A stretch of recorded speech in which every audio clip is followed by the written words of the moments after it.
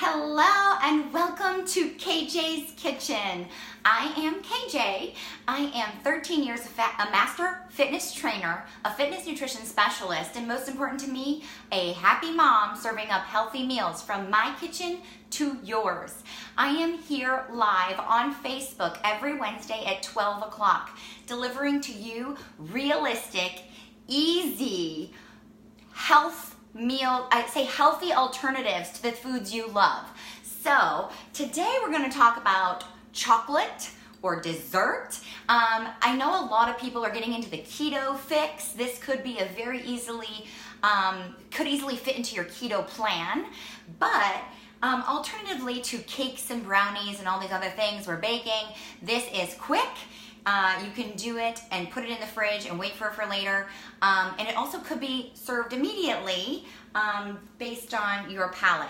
So have you ever tried chia seed pudding? Now, I've tried it multiple ways. I have girlfriends who love the stuff.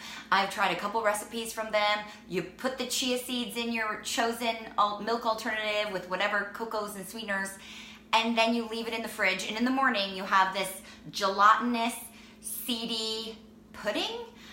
I've never been a fan. Sorry for those of you who love it, but the benefit of chia seed, all the fiber and healthy omegas that delivers, I do love. So I have blended chia seeds into smoothies before to make sure I get that awesome nutrition, sprinkle it onto yogurt for the kids, but even my daughter doesn't love that seedy texture. So I said, well, how can I give this, healthy, would be called pudding, a facelift, make it more enjoyable so my children want to eat it and myself, and make it taste just like dessert. So yes, you could eat it for breakfast if you're into something sweet for breakfast, or you could have it as a guilt-free dessert or end of the evening snack. Let's get started. It is chocolate, vegan, can be keto, and I'm going to show you how. Let's get started with the base. Instead of using whole milk, which you can if you are not looking to make a vegan version of this, if you are using whole milk, the KJ recommendation would be to choose grass-fed and organic, non-homogenized. You're going to find it. I have before. Or you're going to talk to your local farmer, someone you trust who feeds their cows correctly, and you're going to do raw milk. That's what we do here in Asheville. We enjoy co-oping to some really good farmers. But dairy-free today, vegan all the way. We're gonna go with some coconut milk. This is organic. Yes, you Trader Joe's folks, you can get this at Trader Joe's as well. This one I think I picked up at Walmart. If you're not familiar with coconut milk, there is a thick, creamy top on this. You don't wanna just plop that in. We want to get this can stirred up. So of course the can says you can shake it, but if it's sealed the way it should be, it doesn't shake very far. So I grab a butter knife and I start chopping one direction to get it loose in one way, and you're actually cutting that cream. And then I scrape my knife and go the other direction. Once it feels loose enough, I stir. You wanna get this cream all worked out so you have the thickness of that heavy cream on top mixed in with the loose stuff at the bottom to have one consistency, okay? So that's it doesn't take too long. That looks pretty good to me. There might be a couple clumps. You don't gotta get crazy about that. You might smush it up. But we are going to do a third, I'm gonna get my dandy measuring cup for you. We're going to do 3/4 cup of this thick, delicious coconut milk. 3/4 of a cup. Yeah. There we go. I'm just gonna set these aside. And guys, I've tried this recipe out a couple different ways. If you do all of it with the coconut milk, you could enjoy it immediately. But if you put it in the refrigerator to enjoy later, it will become thick, like as if you put homemade frosting in the fridge and it gets thick. So I do recommend splitting this up. The other half, 3/4 cup, you can choose your preferred milk alternative. I've got almond here. I really prefer cashew. I have to tell you, when I ran to the store, they only had chocolate cashew. I don't want that. It's got added sugars. This is unsweetened vanilla. Today it's almond. You could go coconut. You could go cashew, your preferred. And then of course, if you don't mind dairy, you would go with the whole milk. you would still your coconut cream, and then you'd add in your grass-fed.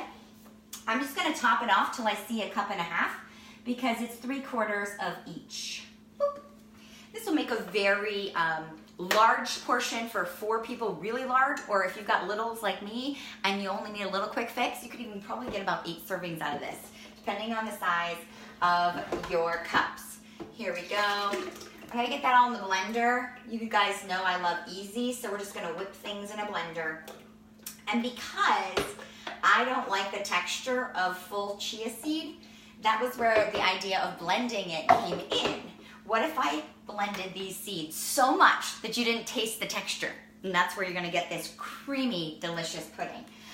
With the chia seed, I made this so easy for you guys. You're gonna grab a 1/3 cup, and that's what you're gonna use for all these next ingredients. So we're gonna go with 1/3 cup of chia. Here we go. And here, you can catch chia at any of your health food stores. Again, this one came from Dandy Old Walmart, organic chia seed. And here's what they look like. If you're not familiar, they're tiny little seeds. You can get them black like this, or you can get them in all white. I think the white actually has a better flavor, but you get what you get. You know, this is what I found. And now we're gonna go with 1/3 cup of your preferred cocoa. I go dark. This is the Hershey, called Hershey Special Dark. Yeah, kind of like their chocolate bars are called Special Dark. So this is dark cocoa. And I'm getting a 1/3 cup in there, and it looks like I'm almost out. I'm gonna pour it in so I make sure I get a legit 1/3 cup. Right there, 1/3 cup of cocoa. Last but not least, you choose your preferred sweetener. So if you're not into the keto fix, your options would be honey, maple syrup, or today I'm using agave. Organic agave, grabbed it at Aldi's. 1/3 cup. Told you how easy I'm making this on you. If you are going keto, you want this 0 carb. You want this as low carb as possible. It might not be 0. It might be like a net of 1, maybe max 2 if you're having a big bowl. You would choose something like monk fruit or stevia, or Swerve is a brand of erythritol, which is sugar alcohols. 1/3 cup. I'm going agave today because my kiddos, it's okay to have a little natural sugar in their day. They don't get a ton of refined things, but I don't mind giving them a treat, especially when I know it's healthy, like this pudding. Here we go. That was 1/3 across the board of each of those. And now we're gonna do a pinch of pink Himalayan sea salt. And my pinch is a little bit of a hefty pinch because I think that salt really brings out the flavor of the chocolate, especially because it's a dark, bitter chocolate that I chose.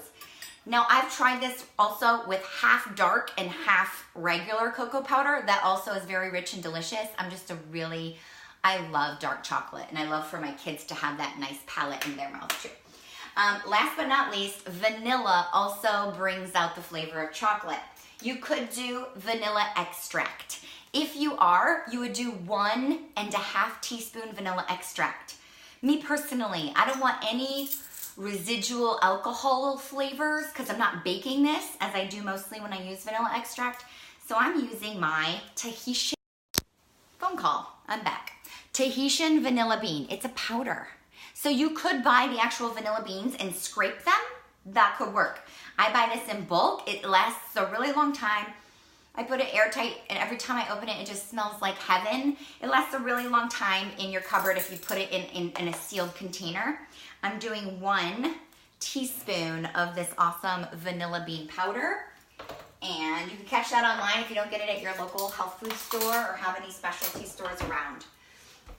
I am using a high-powered blender. This is Vitamix. Well worth the investment if you've ever sat on the fence of buying one or not. I know that there is one out there called Ninja, I think has the same power as this and can do the same things. If you have one, please comment in the comment fields to help those eager shoppers for power blenders.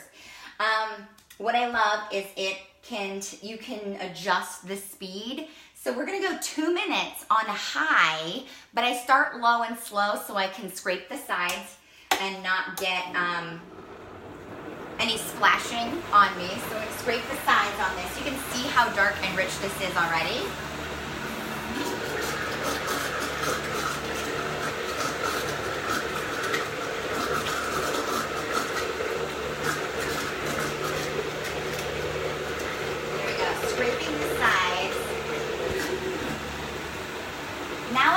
crank it to high because those chia seeds right now are not getting blended unless I put it on high.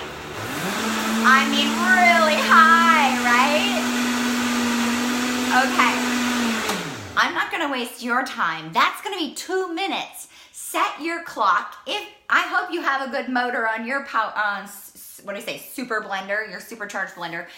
If not, you need to take it in intervals. That's okay. You want 2 minutes of blending on high. If you have a traditional blender, you might, I don't know about those motors, you might need to go in 30 seconds or 1 minute intervals, let it rest a second. But you do, if you want a smooth pudding with no actual seeds in it, you're gonna wanna go for 2 minutes on high. What I did was, once it's all blended, you could eat it as is. It's not gonna be super cold because this came from the cupboard, so it's room temp.